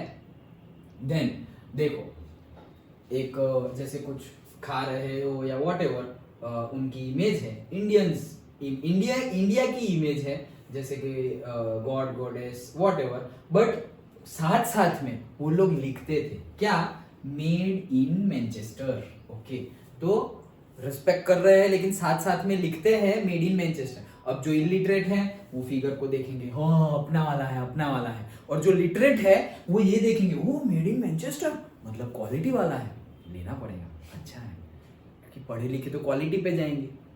आज भी हम भी वैसा ही करते हैं, हम बोल रहे हैं बॉयकॉट चाइना, बॉयकॉट चाइना, भाई मेड इन इंडिया वो लेवल का लाओ तो सही, क्या हम बॉयकॉट कर दे? अगर कोई कम दाम में बहुत अच्छी क्वालिटी का दे रहा है तो हम क्या करेंगे बताओ जी। हम इन द सेंस, मेरी बात नहीं कर रहा हूं, जनरल बात कर रहा हूं कि जो मिडिल क्लास हो या बिलो मिडिल क्लास हो, तो हम बोले कि भाई ये चीजें मत खरीदो, क्योंकि तुम जो पैसे इसको दे रहे हो उसका मिसयूज हो रहा है, व्हाटएवर कुछ भी यहाँ पे हो रहा है, सो इनसे नहीं खरीदो। तो भाई अच्छा कहाँ से खरीदो वो पूछेंगे, तो फिर हम बोलेंगे यहाँ से खरीदो, ये तो इतना महंगा दे रहा है, तो आप तो बोल रहे हो ओके। और अगर सस्ता भी दे रहा है, इनकी सस्ते में क्वालिटी अच्छी है, इनके सस्ते में क्वालिटी उतनी अच्छी नहीं है, तो भाई लोगों के पास दिमाग है, तुम एक बिजनेसमैन हो तो तुम भी ऐसा ही बोलोगे, ऐसी ही चीज लोगे जो सस्ती भी हो और क्वालिटी में अच्छी भी हो, बेस्ट हो, यही तो लेंगे। Whether you are customer, whether you are a business owner, कोई भी हो, तुम कोई भी हो, बट हम देखेंगे क्या कि भाई सस्ता होना चाहिए, eight the same time quality high होनी चाहिए, वही देखेंगे हम। ओके, तो तब भी ये मार्केटिंग स्ट्रेटेजी है। ओके, यहाँ पर भी देखा, जैसे मैंने बताया इलिटरेट तो ज्यादा कुछ सोचेंगे नहीं, कि हाँ हाँ ये हमारा लग रहा है, लाइक दैट, तो उनके लिए पोस्टर। और जो लिटरेट है, पढ़ेंगे, आसपास का भी पढ़ के देख रही है वो, तो उनके लिए भाई मेड इन ये मैनचेस्टर। ओके, तो दैट इज कि भाई मैनचेस्टर का बना हुआ है, गुड क्वालिटी कोट है, गुड क्वालिटी क्लोथ है, सो अच्छी बात है, तो वो लोग वो परचेस करेंगे। तो ये सारी स्ट्रेटेजीज यूज होती थी। तो भाई ब्रिटिशर्स की टेक्निक्स, 3 पॉइंट्स लिखने हैं हमें कि क्या यूज करते थे, तो 3 पॉइंट्स के 3 इमेजेस मैंने लिख दिए हैं। Images of Indian gods and goddess regularly appeared on this label, कि भाई इंडिया के जो गॉड है, गॉडेस है, उनकी इमेजेस आती रहती थी उनके जो भी प्रोडक्ट है उनके ऊपर। ओके, 3 पॉइंट लिखने हैं, ये हमारा पहला पॉइंट है, इसी के लिए लिखा हुआ है मैंने, हिपोक्रेसी की भी सीमा होती है। ओके, सो ये पहला पॉइंट था। दूसरा पॉइंट, गॉड गॉडेस वाला एक पॉइंट। दूसरा point, unlike the newspapers and magazines, calendars where used even by people who could not read, so manufacturers started printing calendars. देखो क्या किया उन्होंने, न्यूज़पेपर में तो खुद की पब्लिसिटी कर रहा है, मैगजीन में खुद की पब्लिसिटी कर रहा है, लेकिन जो लोग लिटरेट ही नहीं है, ओके, और जो पैसे वाले नहीं है भाई, मतलब ये न्यूज़पेपर, मैगजीन तो कोई लेता है क्या, मतलब लेते हैं, बट कॉमन पीपल कहाँ मैगजीन, और मिल गई कहाँ से, सेकंड हैंड मिल गई तो भी हम तो फोटोग्राफी देखेंगे, ओ बहुत अच्छी कार है, ओ विराट कोहली आ गया, ये एक्टर आ गया, ये एक्ट्रेस आ गई, कोई पढ़ता है, और पढ़ेंगे भी कैसे, उनकी लैंग्वेज में है, इंग्लिश में है, ओके, और मदर टंग में है नहीं। ओके, तो वो टाइम की बात है, अब तो एटलीस्ट मदर टंग में भी मैगजीन्स आती है। Okay, so that is good, हम डेवलप कर रहे हैं साथ में। अब वो टाइम की बात करें तो क्या कि कॉस्टली है, पहली बात, न्यूज़पेपर्स मैगजीन्स कॉस्टली है, तो अब उन्होंने क्या किया, कैलेंडर स्टार्ट कर दिया कि भाई कैलेंडर कैलेंडर पे भी हम अपना पब्लिसिटी कर रहे हैं, गॉड गॉडेस दिखा दो, अपनी मार्केटिंग स्ट्रेटेजी लगा दो, तो जो इलिटरेट होंगे वो देख कैलेंडर तो देखेंगे, कैलेंडर पे तो पब्लिक फोटोग्राफ्स देखेंगे, और फोटोग्राफ्स और वो सब, और साथ साथ में न्यूज़पेपर वो कॉस्टली है, ये सस्ता होता है, eight the same time 365 days लटका रहता है, ओके, जिसको हम पंचांग भी बोलते हैं हिंदी गुजराती में, पूरे साल टंगे होते हैं, मतलब हमारे घर में होते ही है फुल ईयर, और हमेशा हम देखते हैं, क्यों भाई, डेट्स की जरूरत तो सबको है, कब कौन सा डेट है क्या है, हमें आइडेंटिफाई करना पड़ेगा, उसकी जरूरत है।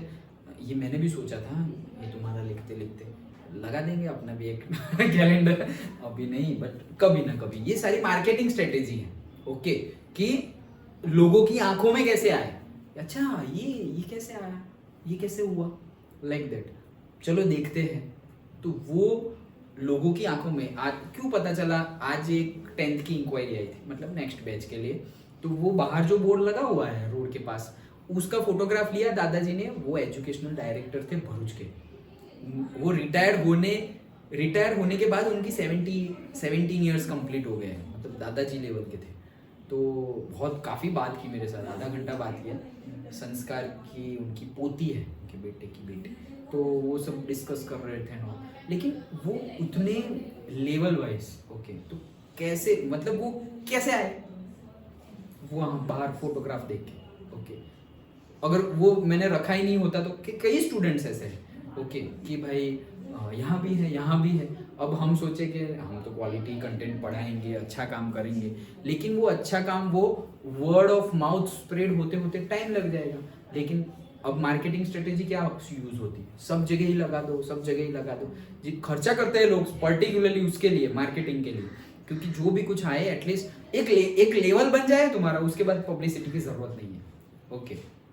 अगर जल्दी ग्रोथ करना है तो लोग MBA करते हैं भाई मार्केटिंग में, 2 साल मार्केटिंग ही पढ़ना है, कोर्स होता है MBA, master in business administration, उसका एक फील्ड है मार्केटिंग MBA का, ओके, जैसे ह्यूमन रिसोर्स होता है वैसे मार्केटिंग होता है, तो एक फील्ड है, तो वो भी लर्न करना है, ओके। सो उन्होंने ये कर दिया, न्यूज़पेपर मैगजीन कॉस्टली होते हैं, और एजुकेटेड ही अफोर्ड कर पाए, एजुकेटेड के लिए ही यूजफुल है, वेरेस कैलेंडर्स पंचांग जो है वो चीप होते हैं, पूरे साल हमारी आंखों के सामने रहते हैं, एट द सेम टाइम वो इलिटरेट भी वो देखेंगे, कैलेंडर तो देखेंगे, उसमें तो नंबर्स ही होंगे, कोई लिटरेचर तो हम अंदर लिखने वाले नहीं है, ओके।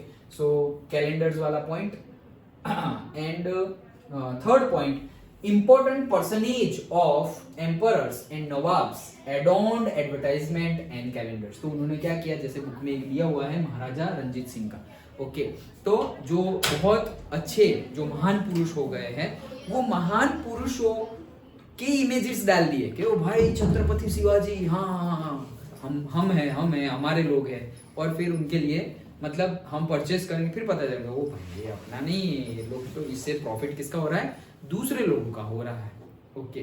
सो ऐसा सब यूज किया, तो हमने 3 पॉइंट देखे, क्वेश्चन आया तो 3 पॉइंट्स, कौन से 3 पॉइंट्स, एक तो गॉड गॉडेस वाला, कैलेंडर वाला, और ये वाला कि जो परसेंटेज है, जो मतलब जो हायर लेवल पे है, जो बहुत ज़्यादा पॉपुलर हो गए हैं पास्ट में, उनका बैकग्राउंड यूज किया है, ओके। तो वो 3 पॉइंट हमें लिखने हैं। देन आता है ये सबको टैकल करने के लिए, ये सब किसके आइडिया थे, ब्रिटिशर्स के आइडिया थे, लेकिन अब नेक्स्ट लेवल पे जाएंगे, तो नेक्स्ट लेवल पे जाने के लिए अब क्या करना पड़ेगा, तो हमारे लोग क्या लेके आए, स्वदेश, ओके। जैसे कि अभी कौन लेके आया था, अपने बाबा रामदेव, ओके, तो वो स्वदेशी मूवमेंट लेके आए थे कि भाई खुद का यूज करो, क्या कॉलगेट और क्लोजअप ये यूज करो, दंत क्रांति यूज करो, ओके। तो ये हमारा नेचुरल है, ओके, वो केमिकल वाला है, ये नेचुरल है, इससे कुछ नहीं होगा, शैम्पू भी हमारा, ब्रश हमारा, मैगी, तेल वेल सब कुछ आ गया, स्वदेशी अपनाओ, स्वदेशी अपनाओ। अब देखो तुम कितना मतलब करोड़ों का बिजनेस हो गया है, और ऐसा भी नहीं है, एक्चुअल में है सस्ता, एक्चुअल में क्वालिटी भी है, एट द सेम टाइम जैसे हम बोलते थे कि चीप चाहिए और क्वालिटी हायर चाहिए, तो वो मिलती है। अब धीरे धीरे वो चीप नहीं रहा, क्वालिटी तो है बट चीप नहीं रहा, धीरे धीरे अब प्रॉफिट मार्जिन बढ़ गया है, जिसको हैबिचुअल हो जाए ना, फिर प्रॉफिट बढ़ जाए ना, तो हमें पता नहीं चलता है, ओके, जिसकी हमें हैबिट हो जाए, फिर उसके बाद उसकी कॉस्ट बढ़ने लगे ना, तो भी हम धीरे धीरे, जैसे कि पेट्रोल हैबिचुएटेड है हम कि यूज़ करने ही वाले हैं, फिर चाहे वो 100 का हो, 70 का हो या 120 पे भी चला जाए हम लेंगे। ओके, हैबिचुएटेड हो गए हैं, ये हमारी मेंटालिटी के साथ खेलना हो गया है एक तरीके से कि हमें पहले नीडी बनाओ और नीडी बना के छोड़ दो। अब हम ढूंढते ढूंढते आएंगे पेट्रोल कहाँ है, पेट्रोल कहाँ है, पेट्रोल कहाँ है। तो इसीलिए डिपेंडेंट नहीं होना है, ना थिंग्स पे ना पीपल पे। बहुत हायर लेवल पे बहुत पूरे जिंदगी मेहनत करेंगे तब वो लेवल पे हम पहुंच सकते हैं, लेकिन एटलीस्ट ट्राई करना है हमें ये सब चीज़ों के लिए। ओके, तो स्वदेशी 1 नंबर आइडिया लिखा हुआ है। 1 नंबर आइडिया मतलब क्या कि इतना अच्छा हुआ, इतना अच्छा हुआ कि अब लोगों ने बोल दिया कि भाई यहाँ का बना हुआ यूज करो। जैसे ये रामदेव बाबा का एग्जांपल दिया, तब भी ऐसी आइडियाज आई थी कि पता कैसे चलेगा, पहले जो प्रॉब्लम था वो अभी भी है। जैसे कि हम बोलते हैं Hindustan Unilever limited, okay HUL, तो भाई हिंदुस्तान यूनिलीवर लिमिटेड नाम ही देखो इंडियन, बट वो फॉरेन की कंपनी है। भले ही इंडिया का नाम हो हिंदुस्तान, लेकिन यहाँ की कंपनी नहीं है। ओके, तो ऐसे तो बहुत सारी कंपनीज है, बहुत सारी, जो करोड़ों का बिजनेस करती है। कॉमन पीपल को कैसे पता चले कि हम इंडिया प्रोडक्ट यूज कर रहे हैं? तो अब ये जो रिवॉल्यूशन आया था, आज से पता नहीं कब आया था, 10 साल हो गए होंगे, रामदेव बाबा का रिवॉल्यूशन। तो उन्होंने नहीं, लेकिन मार्केट में ये लोगों ने, जो नेशनलिस्ट थे, उन्होंने, अभी के टाइम के नेशनलिस्ट थे, उन्होंने फैलाया था। जो सोशल वर्कर बोलते, नेशनलिस्ट सोशल वर्कर, उन्होंने बताया कि जो बारकोड होता है ना, वो बारकोड, कोई भी प्रोडक्ट लो बारकोड तो आएगा ही। वो बारकोड अगर 890 से स्टार्ट होता है, that means it is an Indian product. Okay, कोई भी तुम्हारी बुक ले लो, ओके, उसके ऊपर भी बारकोड आएगा। तो अगर है कि नहीं है, वैसे तो ये तो गवर्नमेंट की बुक है, बारकोड तो आएगा नहीं।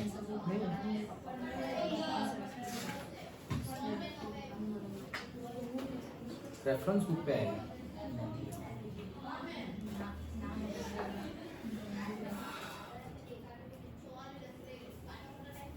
चलो अभी नहीं देखते बारकोड, लेकिन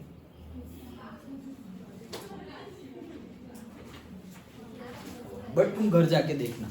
ओके, कोई भी प्रोडक्ट उठा के देख लो, अभी मैं जो भी उठा रहा हूँ उस पर कुछ नहीं है लेकिन कोई भी प्रोडक्ट उठा कर देख लो, उसके ऊपर जो नंबर लिखा हुआ होगा, उसमें अगर स्टार्टिंग में 890 होता है, that means it is an Indian product. तुम स्कैन कर सकते हो कि पहले नंबर देख लो 890 है, फिर गूगल करो कि ये कंपनी कहाँ की है और हु ओन्स।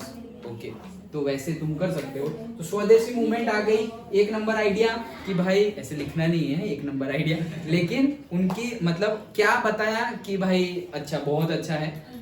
अगर तुम लड़ो, तुम इंडिया के लिए लड़ो, और अगर लड़ नहीं सकते तो एटलीस्ट इंडिया का आइटम तो परचेस करो। तो एक हिसाब से तुम इंडिया के लिए लड़ रहे हो। ओके, क्यों? क्योंकि तुम इंडिया को डेवलप करने के लिए हेल्प कर रहे हो। कैसे? कि जो तुम चीज खरीदोगे वो पैसे कहाँ जाएंगे? इंडियंस को जाएंगे।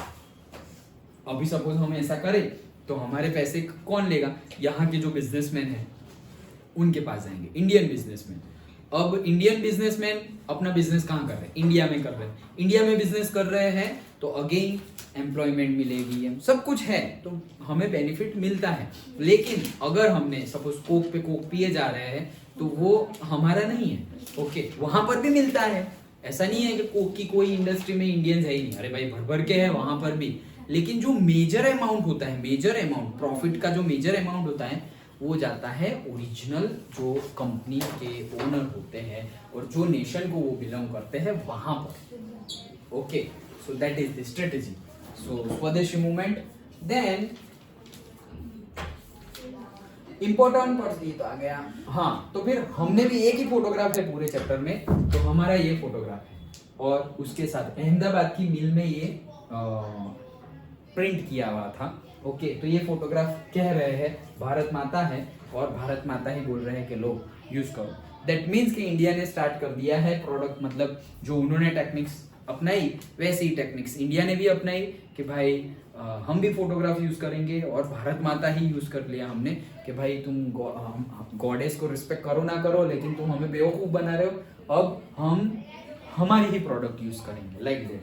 तो अहमदाबाद की मिल ने प्रिंट करवाया और लिखा भी था, देखो, the goddess is shown offering cloth produced in an Ahmedabad mill and asking people to buy it. Okay, मतलब के यहाँ का बना हुआ प्रोडक्ट ही पहनो। ओके, सो यहाँ के लोगों को फायदा होगा, लाइक दैट। तो ये हमारे इंडियंस की तरफ से एक पहल थी। देन दो जो पिक्चर बेस्ड क्वेश्चंस पूछे जाते हैं ये चैप्टर में से, वो दो क्वेश्चंस पूछे जाते हैं जो एकदम स्टार्टिंग में ये फिगर है। ओके, उसके बेस पे तो तुम्हें पिक्चर बेस्ड क्वेश्चंस आता ही है, और ये चैप्टर में से सबसे ज्यादा इंपॉर्टेंट कोई पिक्चर बेस्ड क्वेश्चन हो तो यही है। ओके, क्या पहली ये figure dawn of the century लिखा हुआ है, तो बोलो कि भाई क्या समझ में आ रहा है। ओके, कि पिक्चर देख के क्या समझ में आ रहा है, सो वी कैन टेल और वी कैन राइट दैट। सबसे पहले तो कि ये एक लेडी है।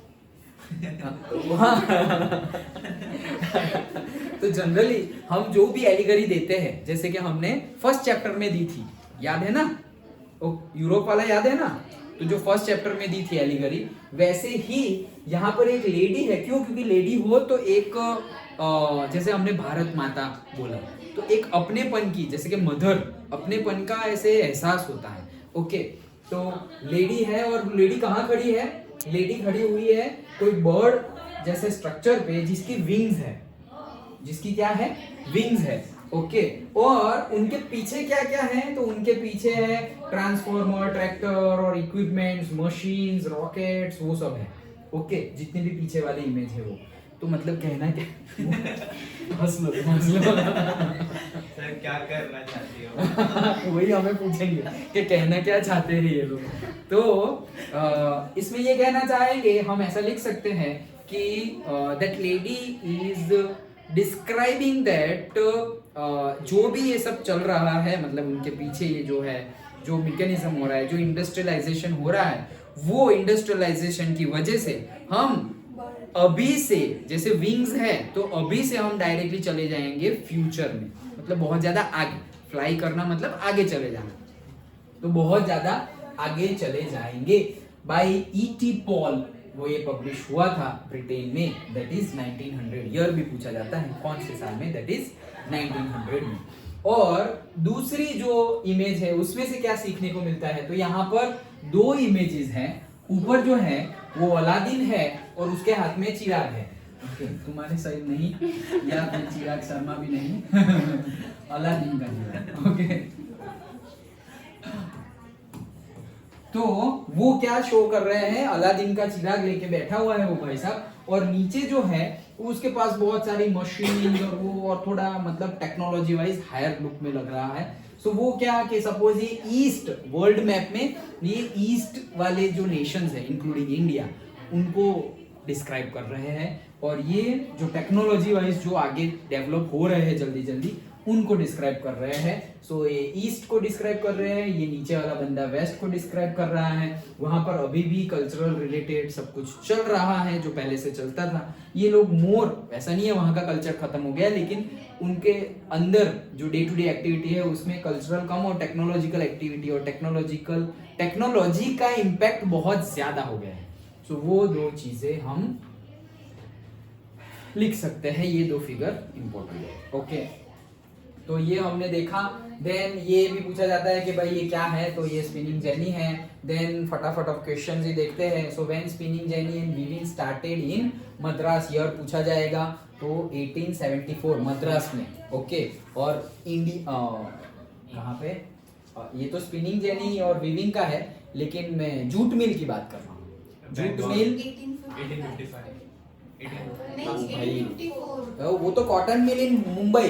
सर, जूट में 25 लिखा था। हाँ, सॉरी, वो नहीं, जूट मिल 1855 जो इंडियन ने बनाया है उसकी बात कर रहा हूँ। 1917, यस। ओके, इंडिया वाले की बात करो, मेरा क्वेश्चन कंप्लीट हुआ था। करेक्ट। तो देखो, who established the first jute mill in India? Hukumchand. Okay, Hukumchand ने बनाया था भाई।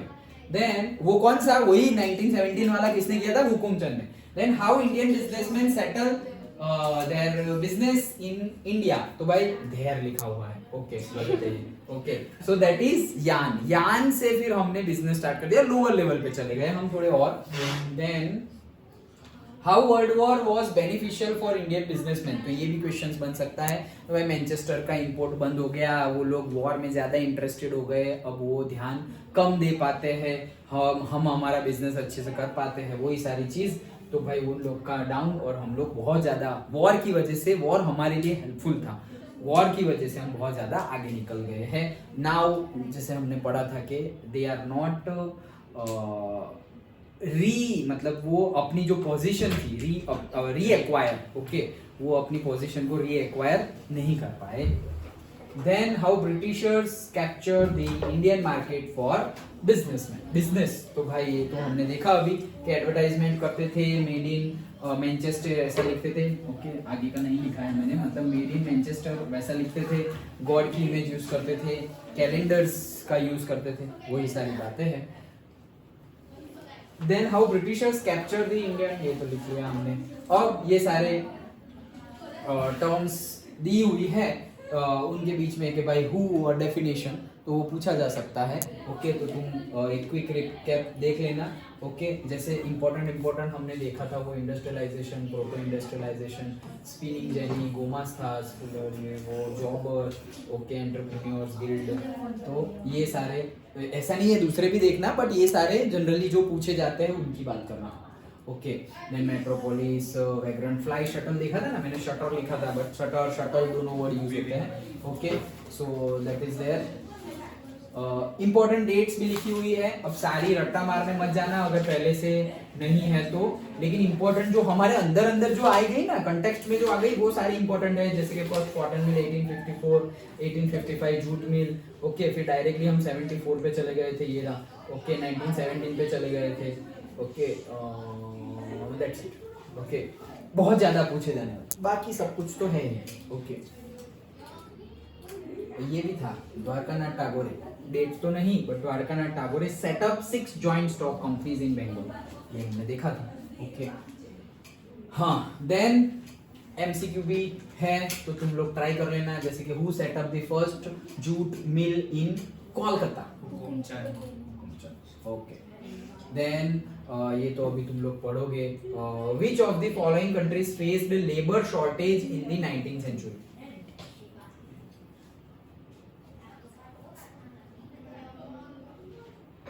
बोलो, कोई बात नहीं, पढ़ लो। अरे ये सब कैसे पढ़ोगे तुम? अच्छा मैं तुम्हें भेज दूंगा या वीडियो में देखेंगे, भेज दूंगा, चलो इसको, हाँ, ओके। तो जो क्वेश्चंस बन सकते हैं वो इंक्लूडेड है इसमें से ही, ओके। और इसमें प्रीवियस ईयर क्वेश्चंस भी एडेड ही है, ये तो एमसीक्यू है।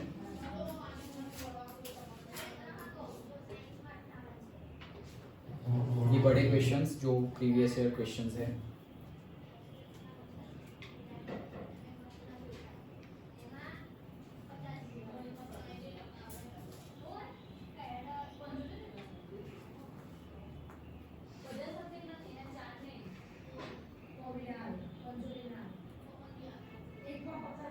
ये क्वेश्चन अभी very important. What problems were faced by Indian cotton weavers in the 19th century, explain करो।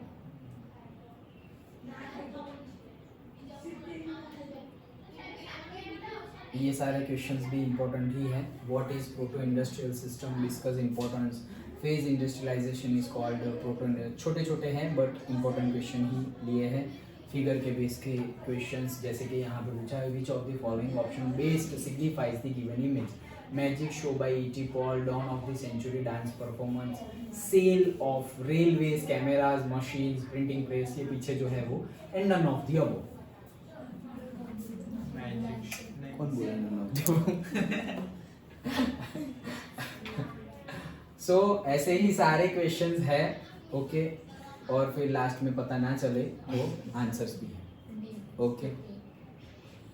और कोई गलत आंसर तुम्हें लगे तो मुझसे कंफर्म कर लेना, ओके, क्योंकि बहुत फटाफट है और सारा मेरा बनाया हुआ सोर्स नहीं है, जो इम्पोर्टेंट है वो इकट्ठा करके रखा है, सब जगह से इकट्ठा करके।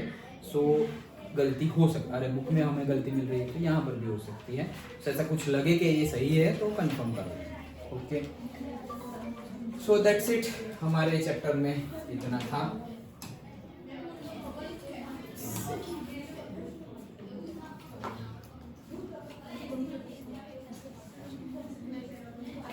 ओके ओके, सो फिर बाकी हम फिफ्थ वाला ही करना है या जियो करना है?